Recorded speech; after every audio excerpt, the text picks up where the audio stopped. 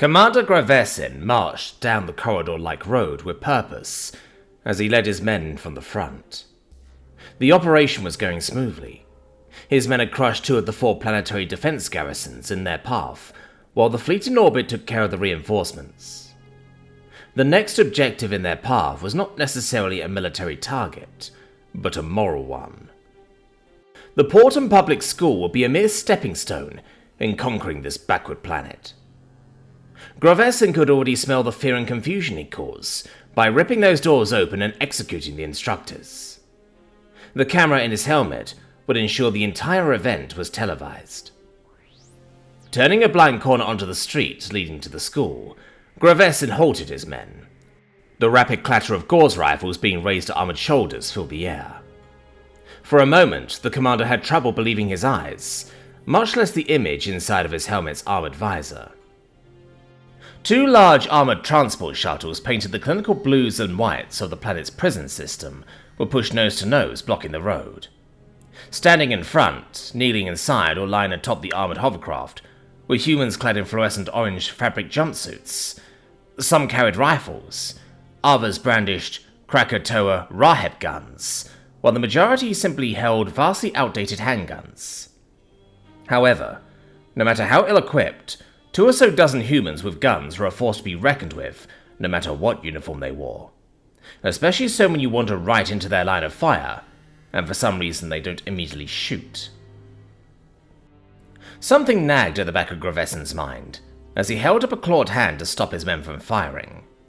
Perhaps they'd found an ally of sorts. Of course, a disposable one, as all inferior species were, but an ally nonetheless.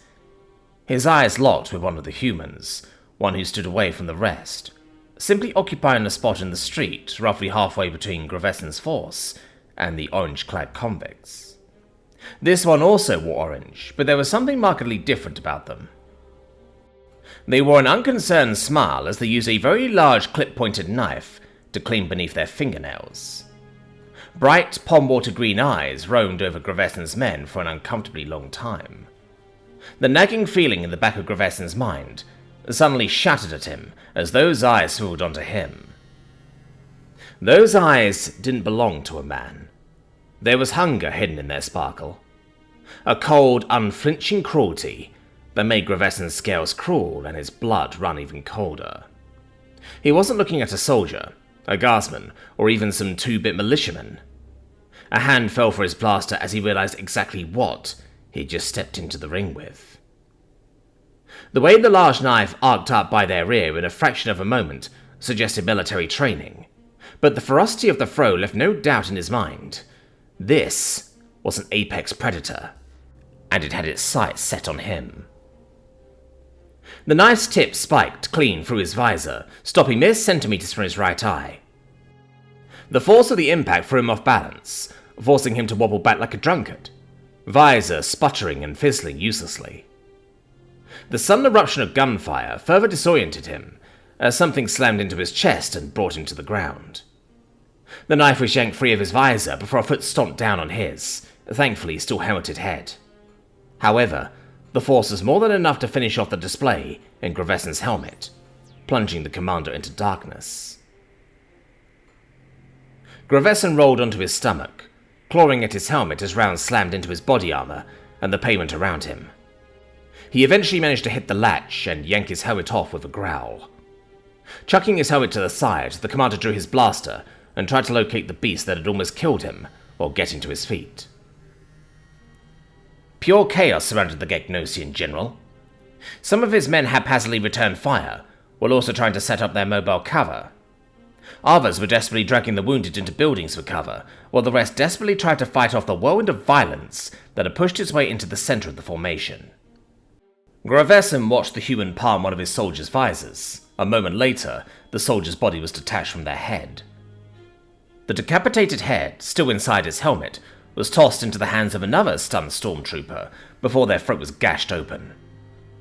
Lurching to his feet, Gravesen drew his blaster pistol and drew a bead on the knife-wielding maniac. Just as he pressed the trigger stud, he felt something slam into his back, and he was pinwheeling through the air.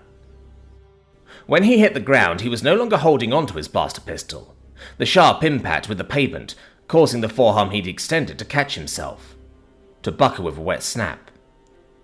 White-hot pain shot up Gravesen's arm as he desperately rolled away from an armed death spear dropped by one of his men after they'd been shot through the visor. The detonation briefly made Gravesen black out as the overpressure displaced every organ in his body. When he was finally able to open his eyes, he was being dragged away from the front line by two soldiers who were quite heavily injured themselves.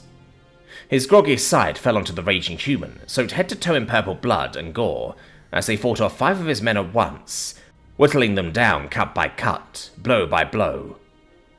He found himself disturbed by the complete and utter lack of noise the human made as they fought, a manic grin plastered on their face. Letting his head fall back, he gazed up at the sky, and he begged, "Please, Mother, grant me the strength to complete this conquest, and I'll build you a temple from their corpses." Strength flooded Gravesen's limbs, his broken arm snapping back into place as his goddess's power coursed through him. He lurched to his feet, realizing that almost all of his men were either dead or too wounded to fight.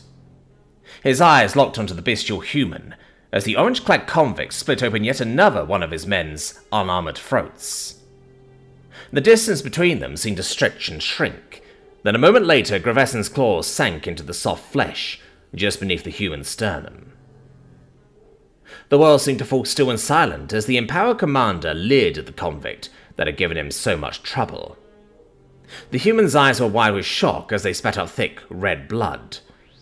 The look of utter shock on the man's face was utterly delectable as Gravesen lifted the convict off the ground, feeling as their flesh tore under the strain.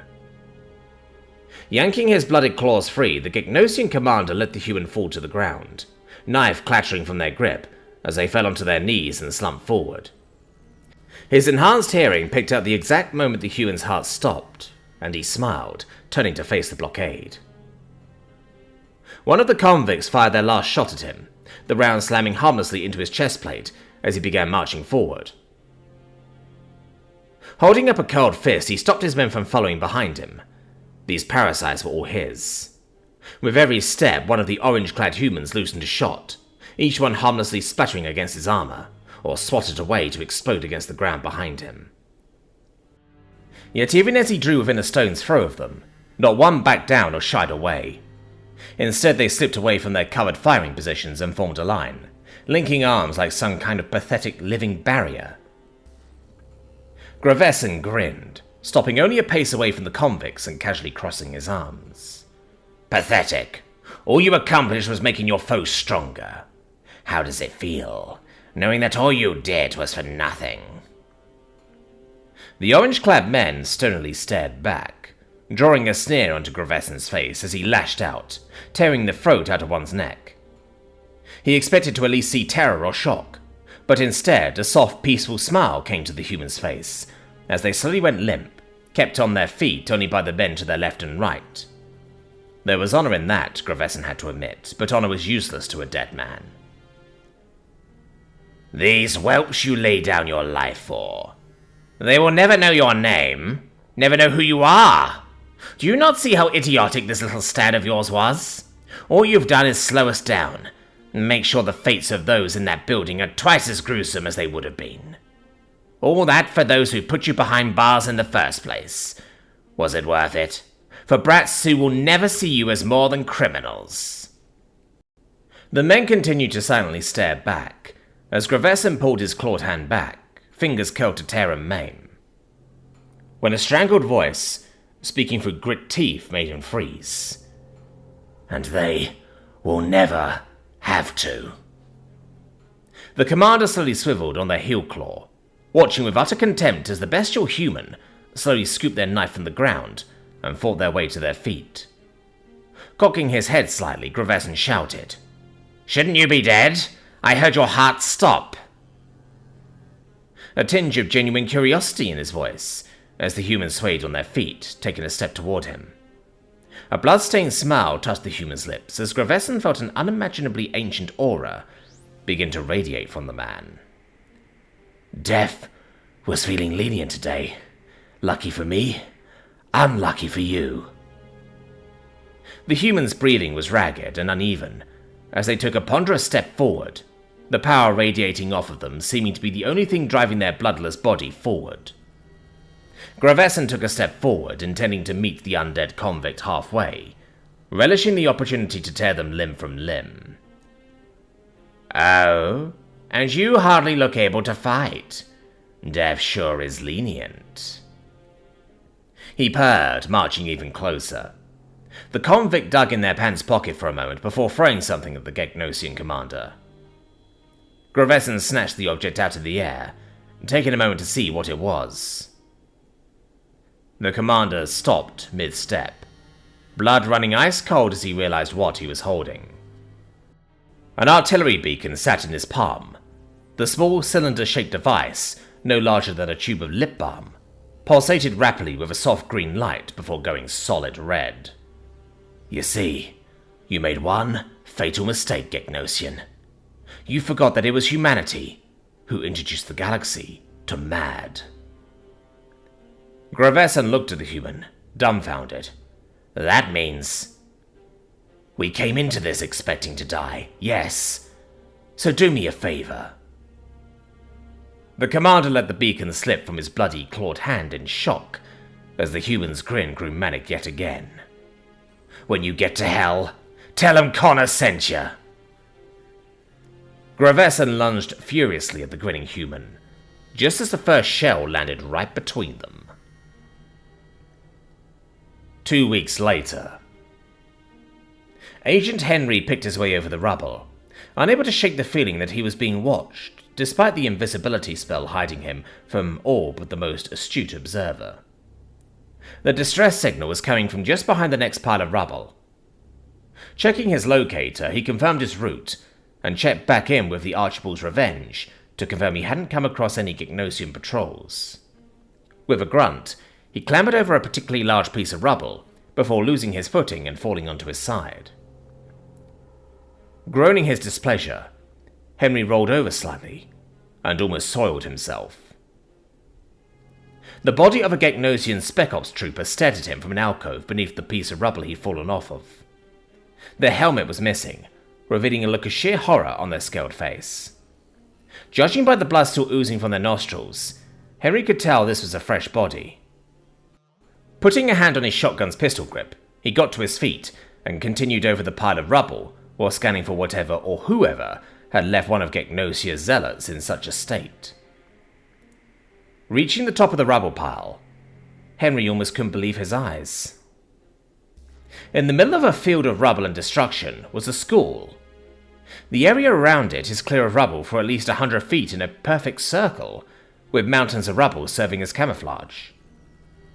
Henry was about to rush forward, knowing now that this distress beacon was activated by children, when it felt as though something sharp was pressed to his throat. Henry straightened, adrenaline pumping for his veins. He felt as though an apex predator had slipped silently up behind him and had his claws around his throat. Taking several deep breaths to calm himself, he gently whispered, "Please, I need to get those kids off this planet. It's not safe for them here." Immediately, the hostile presence was gone. Instead, it now felt as though something was pushing him forward. Not wanting to piss off whatever dwelled within the rubble, he hurried down the side of the rubble mountain. A wind picked up, seemingly from nowhere, as Henry reached the school's front doors. And for a moment, he could have sworn he heard a voice whisper from within the wind, "Thank you." Looking around and spotting no one, Henry disregarded the machinations of his overworked mind and yanked the doors open, rushing towards the room the beacon was set up in. Heart pounding frantically in his chest, he threw the reinforced door to the school's lunchroom open, simultaneously deactivating the invisibility spell. Never, not once in his life, would Henry have thought the terrified squeals of more than 100 children would make him cry tears of joy. But as he looked out over the scores of scared, dirty faces, he couldn't help but let the tears fall before reporting back to the ship. "His kids. A whole school full. Get the shuttles ready." Henry cut himself off when a little human girl gently tugged at his pant leg. Kneeling, he softly asked, "Hey, what's up, kiddo?